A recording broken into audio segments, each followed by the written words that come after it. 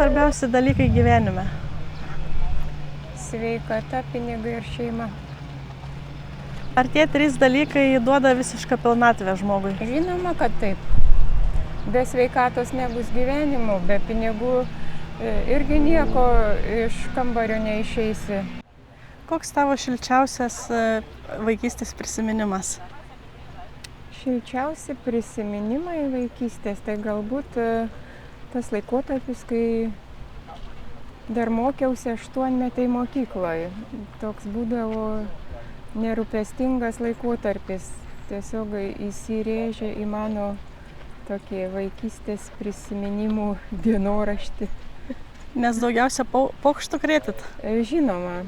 Paskui kažkaip mokslai, darbai, šeima. Koks tavo mėgstamiausias patiekalas?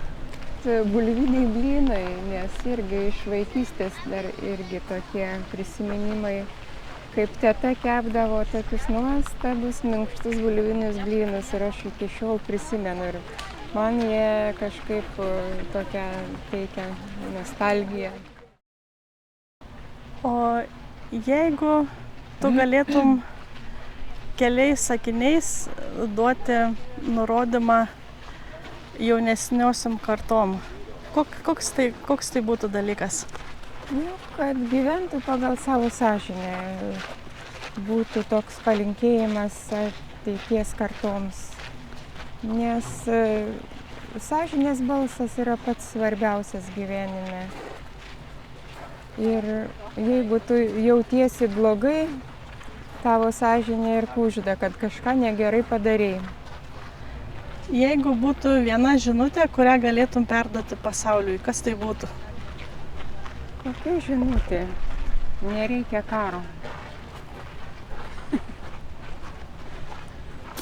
Gal atsimeni tą dieną, kai tu pagalvojai, kad koks gyvenimas gražus?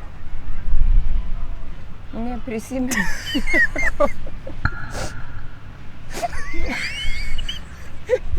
Mano iš atminties išsitrynė. Kaip manai, ką apie tave galvoja anūkai? Ką žinau, gera močiutė. Ką galim pasakyti apie močiutę? Gera, linksma. Kad jinai yra gera. Aš ją labai myliu.